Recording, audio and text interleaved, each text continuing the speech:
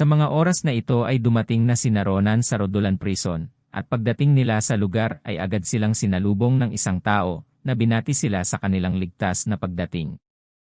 Kasunod nito ay nagpakilala siya bilang ang interrogator, na nakatalaga sa mga kriminal na kanilang nahuli. Sinabi din niya na siya ang mag-escort sa kanila patungo sa selda ng dalawa. Pagkatapos nito ay sinabi niya na ang kanyang pangalan ay Karaka. Kasunod nito ay tinanong niya sina Ronan kung gusto na ba nilang makita agad ang mga kriminal. Sinabi naman ng propesor na oo, at pakikinggan na lamang niya ang ibang detalye habang sila'y naglalakad patungo sa selda. Agad din namang sumang-ayon ang interrogator, at sinabi sa kanila na sundan siya. Sa kabilang banda si Ronan, ay tahimik na pinagmamasdan ang lalaking ito, pagkatapos ay sinabi niya sa professor na hindi niya inaasahan na ang taong mayroong ganoong kabait sa itsura ay isang interrogator ng Rodolan Prison. Dahil dito ay hindi siya makapaniwala na makakagawa ito ng mga malupit na bagay sa mga kriminal. Ngumiti naman si Nabiros, at sinabi na halos lahat ng unang nakakita sa kanya, ay ganoon din ang sinasabi, ngunit pinayuhan din niya siya na huwag husgahan ito base sa panlabas sa anyo, dahil malapit na niyang malaman kung ano ang tunay na pagkatao nito, at kung bakit binansagan ito na pinakamalalang bangungot. Habang naglalakad sila sa pasilyo ng bilangguang ito, ay sinabi ni Karaka na malapit na sila sa selda ng dalawang kriminal, kaya babanggitin na niya sa kanila ang ilang importanteng impormasyon na nakuha nila sa kanila. Una ay sinabi niya na ang mga ito ay nagmula sa organisasyon na tinatawag na Nebula Clavier. Matapos marinig ito ay sinabi ni Nabiros na ito ang unang pagkakataon na narinig niya ang pangalang ito. Kaya tinanong niya si Karaka kung ito ay katulad din ng criminal organization na Karebolo. Kinumpirma naman ito ni Karaka, at sinabi na bagamat magkapareho sila, ay sinabi rin niya na mas delikado ang organisasyong ito. Dahil ang kanilang pagkakakilanlan ay hindi pa nila alam, binanggit din niya na mula sa Great Fire na sumunog sa Nalanda Granary, hanggang sa pagsabog sa Etemen Magic Engineering Research Institute, ang nasa likod ng lahat ng malalaking insidenteng ito na nangyari noong nakaraang taon, ay ang grupo ng mga ito. Samantala si Ronan nang marinig ito ay napaisip na ganun pala kalala ang organisasyong ito, ngunit sa kabila nito ay nagtataka siya kung bakit hindi niya narinig ang anumang impormasyon may kinalaman sa kanilang grupo noong nakaraan niyang buhay. Habang iniisip niya ito ay magpapatuloy na sana si Karaka sa kanyang report, ngunit pinutol siya ni Ronan at tinanong kung may nabanggit ba sila may kinalaman sa Starlight o sa pagdating ng Star. Si Karaka nang marinig ang lahat ng mga tanong na ito ay sandaling natigilan, at sinabi na ngayon niya lamang narinig ang mga ito.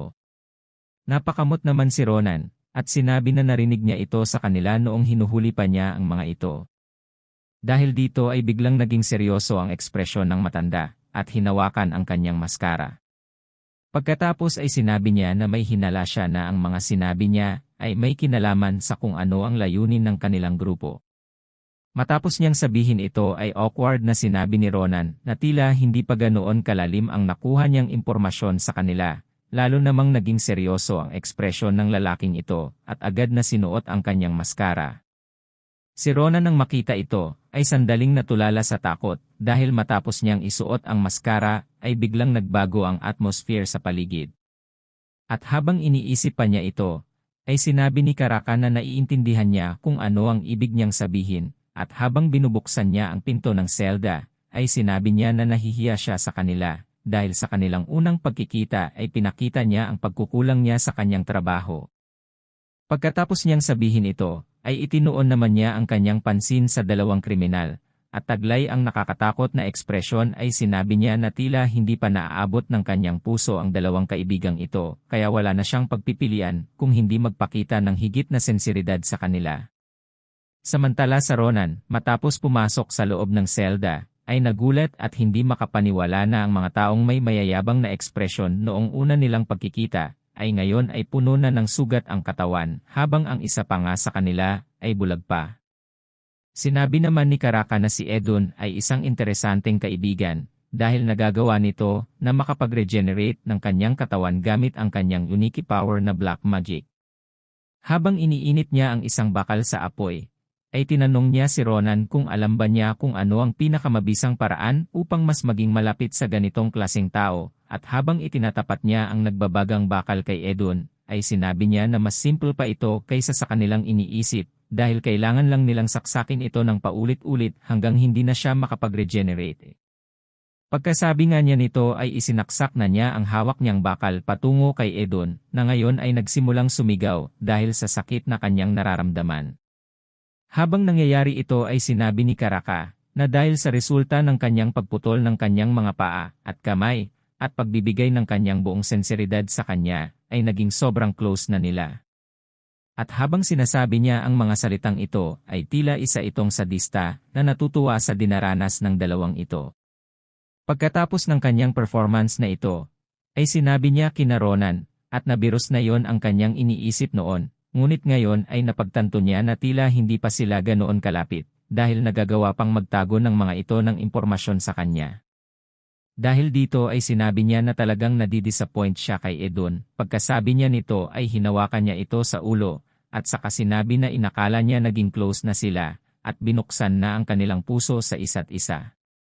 Naiiyak namang sinabi ni Edon, na sinabi na niya ang lahat ng kanyang nalalaman sa kanya. Matapos marinig ito ay tinanong naman ni Karaka kung ano ang sinasabi ni Ronan, na sinabi niya daw na tungkol sa arrival of the stars. Na hindi niya narinig na sinabi niya sa kanya. Habang naiiyak pa si Edon ay sinabi niya na hindi niya ito alam. Sinabi naman ni Karaka sa kanya, na maging siya ay nais na sa kanya na lang matapos ang kanilang usapang ito, dahil kung nagkataon at hindi siya umamin ay magtutungo naman siya kay Miss Cerilia, at idinagdag pa niya na umaasa siya na mayroon din itong regenerative power na katulad niya, sa gayon ay hindi siya mag-aalala na mamamatay ito sa mga gagawin niya sa kanya. Habang patuloy pa sa pagbabanta si Karaka sa maaaring mangyari sa babae kung hindi niya sasabihin ang lahat ng kanyang nalaman, ay bigla namang nanginig ang buong katawan ng babae mula sa takot sa mga posibleng mangyari sa kanya. Pagkatapos ay nakiusap ito na patayin na lamang sila, sa kabilang banda si Ronan, habang pinagmamasdan ang lahat ng mga nangyayaring ito, ay naisip na napakabrutal ng eksenang ito, at hindi pa siya nakakakita ng ganitong klaseng pangyayari kahit noong nasa military pa siya. Napatanong tuloy siya kung posible ba talaga na magtago pa ng impormasyon ang isang tao sa ganitong klaseng pagpapahirap. Tinanong din niya kung paano pa nito nagagawang itago ang ganitong impormasyon, kung kahit ang kanya mismong pagkakakilanlan ay sinabi na niya. Dahil dito ay mayroon siyang naalala, kaya sinabi sa interogator na marahil ay hindi ito tumatanggi na sabihin ang mga impormasyong ito, at sa halip ay hindi niya ito masabi. Matapos marinig ni Karaka ang sinabing ito ni Ronan, ay natigilan ito, sina Biros naman ay tinanong siya kung ano ang ibig niyang sabihin. Sinabi naman ni Ronan na base sa kanyang mga narinig, ang ilang mga sundalo ay nilalagyan ng mga Silkers Magic upang makontrol ang mga ito, at hindi maglabas ng mga sikreto ng kanilang kampo sa mga kalaban. Kaya sinabi niya na maaari kayang ganoon din ang sitwasyon ng dalawang ito. Habang pinag-iisipan ang mga sinabing ito ni Ronan, ay bigla itong nanahimik, at saka sinabi na nahihiya na talaga siya sa kanila, dahil bagamat nahiya siya noong una dahil hindi niya nagawang mapaamin ang lahat ng mga nalalaman ng mga ito, ay mas nahihiya siya ngayon, dahil nakalimutan niya ang ganitong klaseng bagay. Pagkasabi niya nito ay umalis siya, at sinabi kina Ronan, at nabiros na maghintay saglit, at mayroon lamang siyang kukunin na isang bagay. Pagkalipas ng ilang minuto ay bumalik na si Karaka, at dala ang isang bagay. Sa sandaling ito ay tinanong ni Ronan kung ano itong dala niya, dahil binanggit niya na kailangan niya ito upang mapaamin ang mga kriminal. Habang pinagmamasdan niya ang bagay na ito na mukhang able, ay sinabi niya na napakapangit nito. Sinabi naman ni Karaka na ito ay kiss eye. At kinakain nito ang mga curses. Binanggit din niya na kapag nag-interrogate sila ng mga kriminal na hindi maaaring magsalita dahil sa mga curse na nakalagay sa kanila, ay ginagamit nila ang mga bagay na ito, at napatunayan nila na napakalaking tulong nito sa ganoong mga sitwasyon. Kaya hindi na siya nag-aksaya ng panahon, at sinabi kay Edon na magsisimula na silang muli. At sa pagkakataong ito ay gagamitin niya sa kanya ang bagay na ito. Pagkasabi nga niya nito ay inilagay niya na sa ulo ni Edon ang mata, ngunit nagpupumilit si Edon na itigil ito. Ngunit dahil na rin sa pagkakatali sa kanya, at kawalan ng paa at kamay, ay wala na rin itong nagawa. Habang nagsimula ng mag-ugat sa kanyang ulo ang bagay na nilagay niya, sinabi ni Karaka na papakawalan niya na siya sa ulo ng kaibigan na ito, kaya kainin niya ang lahat ng kanyang makakaya. Pagkasabi nga nito ay nagsimulang sumigaw si Edon dahil sa sakit, at nagsimulang umilaw ang buong katawan nito. Pagkatapos nito ay nagsimula ring umilaw ang mata ng nilalang mula sa pagiging dilaw, hanggang sa naging kulay asul. Matapos makita ito ay sinabi ni Karaka na nagtagumpay sila, at nawala na ang curse. Kaya sinimulan niya ng tanungin si Edon kung ano ang arrival of the star na sinasabi ni Ronan kanina. Matapos marinig ang tanong na ito ay nagsimula ng magsalita sa Edon, at sinabi na ang star ay isang eternal being, isang blessing na magliligtas sa mga mahihinang nilalang ng lupain ito. Binanggit din niya na bilang mga gabay sa pagdating ng star na magmumula sa kalangitan, ay gagawin nila ang lahat ng kanilang makakaya upang mawala ang maaaring pumigil sa pangyayaring ito. Sa kabilang banda si Rilya nang marinig ang ginagawang pag-amin ng kanyang kasama, ay sumigaw kay Edon, at pinatatahimik siya. Samantala si Karaka nang marinig ang pag-amin na ito ay sinabi na masyadong mahaba ang kanyang mga sinabi, kaya ipinaulit niya ito at ipinapasummarize para mas maintindihan niya. Tinanong din niya kung ano ang tinutukoy niya na bababa mula sa kalangitan. Pagkatapos niyang itanong ito, ay nagkaroon ng kakaibang reaksyon si Edon, at sinimulang sabihin na ang bababa ay ang mga anak ng star. Samantala si Ronan nang marinig ang bagay na ito, ay nagsimulang lumabas ang mga ugat sa galit, dahil agad niyang nakilala kung sino ang tinutukoy nito, at ito nga ay ang nilalang na nakalaban niya noon si Ahayote. Matapos marinig ang pangalang ito ay agad na lumapit si Ronan sa katawan ni Edon, at tinanong ito kung ang tinutukoy ba niya na Children of Star ay si Ahayut. Nagulat naman si Edon nang marinig ang pangalang ito, at tinatanong siya kung paano niya nalaman ang pangalang iyon, at nagawa pa niyang banggitin iyon sa harap niya. Habang itinatanong pa niya ito ay nagsimula ng dumugo ang iba't ibang parte ng kanyang katawan, at nagsimula na ring lumubo ang kanyang mukha, at sa pagkakita nito ay nagulat si Ronan at hindi malaman kung ano ang nangyayari dito. At habang nasa kanyang kalituhan, ay ginising siya ni Karaka at pinaatras. Pagkatapos niyang gawin iyon ay naglabas si Karaka ng isang mana shield sa harap nila, at pagkatapos nito ay tuluyan ng sumabog ang katawan ni Edon. Habang tumatalsik pa ang mga nagkapira-pirasong katawan ni Edon sa mana shield na binuo ni Karaka, ay gulat na gulat pa rin si Ronan sa mga nangyaring ito. Sinabi naman ni Karaka sa kanya na hindi niya inaasahan na mangyayari ito dahil na-absorb na ng curse ay ang lahat ng curse na tinataglay nito. Ngunit sa kabila nito ay nangyari pa rin ang mga bagay na ito.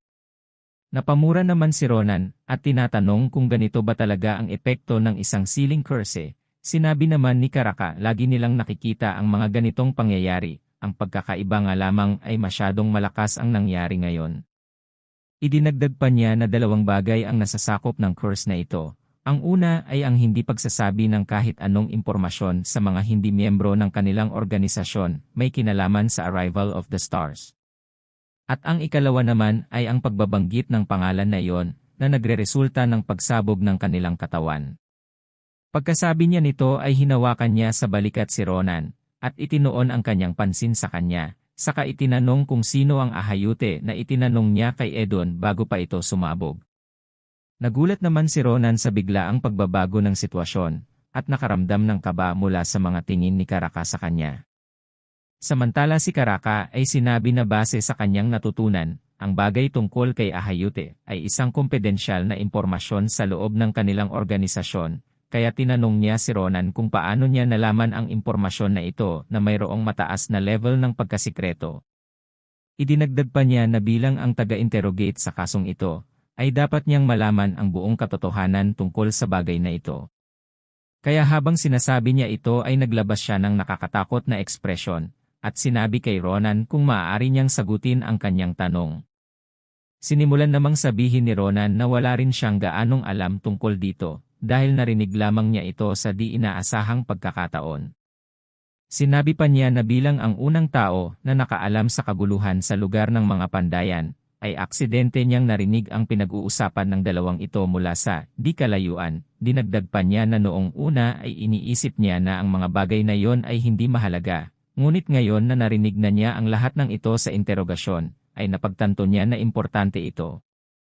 Kaya dala ng emosyon ay lumapit siya kay Edon, at nangyalam sa nangyayaring interogasyon, Kasunod nito ay humingi siya ng pasensya sa pangingialam niya sa nagaganap na interogasyon. Pagkatapos ay hinawakan niya ang kamay na nakapatong sa kanyang balikat, saka inialis ito, itinanong sa kanya kung sapat na ba ang paliwanag niyang ito. Sa kabilang banda si Caraca ay sandaling natigilan, at naisip kung totoo ba na aksidente niya lang na nakuha ang impormasyong yon. Ngunit habang iniisip niya ito ay nakakasigurado siya na may itinatago pa si Ronan, ngunit naisip din niya na ang rason ng paggawa niya nito ay hindi laban sa imperyo, dahil sa sandali ding tingnan niya ang mga mata ni Ronan, ay nakita niya na mayroong matinding galit na namumuo dito, at hindi niya maintindihan kung ito ba ay dahil sa pagiging guilty, o dahil sa kanyang conviction, o marahil ito ay dahil sa galit niya patungo sa mga nilalang na sinasamba ng organisasyong ito. Habang iniisip pa niya ang mga bagay na ito ay sinimulan ng ilabas ng propesor ang kanyang espada, at agad na itinutok ito sa lig ni Caraca, saka sinabi na maaari na siyang huminto sa kanyang ginagawa, dahil iniisip ba talaga nito na magsagawa ng pag-interrogate sa kanyang disipulo sa kanyang harapan mismo. Agad namang humingi ng paumanhin si Caraca sa kanyang nagawa, at sinabi na mayroon lamang siyang gustong kumpirmahin mula sa kanyang estudyante. Habang tila natataranta pa ito sa maaaring gawin sa kanya ng propesor, ay humingi siya ng paumanhin kay Ronan dahil sa pagiging tila padalos-dalo niya sa kanyang mga kilos. Napakamot naman sa ulo si Ronan, at sinabi na okay na yon, at ang mahalaga ay naresolba na nila ang di pagkakaunawaang ito, ngunit habang sinasabi niya ito ay naiisip niya na masyadong mapanganib ang sitwasyong yon, at muntik na siyang na-interrogate ni Caraca, upang mapalabas ang lahat ng kanyang itinatago. Upang mabago ang mood sa kanilang sitwasyon, ay sinabi ni Ronan na nakakapanghinayang na nawala ang isa sa mga curse ay. Sinabi naman ni Caraca na ang nilalang na iyon ay mahirap hulihin, at mas mahirap pa ito kaysa sa ibang mga phantom species. Nagulat naman si Ronan nang marinig ito, at tinanong kung ganoon ba kahusay ang mga nilalang na ito. Tumawa naman si Caraca, at sinabi na totoo iyon, at bagamat pangit ang hitsura nila, ay kung titingnan naman niya itong mabuti ay mga cute din silang nilalang. Matapos nga niyang sabihin ito ay ininganyo pa niya si Ronan na hawakan ang nilalang, ngunit sa sandaling hahawakan niya na ito ay nagulat siya nang mapansin niya na nagbago na ang kulay ng mga mata nito, kaya napaisip siya kung kanino nito na-absorb ang curse. Una niyang naisip na marahil ay kay Cirilla niya ito nakuha, ngunit binaliwala niya na ang ideyang ito, dahil hindi naman siya lumapit sa kanya. Pagkatapos ay itinuon naman niya ang kanyang atensyon kay Ronan, at naisip na noong oras na inilagay niya ito sa kanyang balikat, ay sa kanito nakuha ang curse na ito. Kaya sa pagsasaisip nito ay hinawakan niya ang curse eye, at nilapitan si Ronan. Habang naguguluhan pa si Ronan sa balak gawin nito, ay ipinatong ni Caraca ang curse eye sa kanyang kamay, at sa sandaling gawin niya ito ay nagsimulang mag-ugat ito sa kanyang kamay. At pagkalipas pa ng ilang sandali ay nagsimula ng magbago ang kulay nito, at kasabay nito ay nagsimula na ring lumubo ang katawan nito, hanggang sa tuluyan na itong sumabog. Gulat na gulat naman si Ronan at hindi malaman kung ano ang nangyayari. Kaya tinanong niya si Caraca kung bakit ito kusang sumabog, samantala si Caraca na kasalukuyang may curious na ekspresyon, ay sinabi na ang curse na kay Ronan ay sobrang lakas, dahil nagawa pa nitong mapasabog ang curse ay.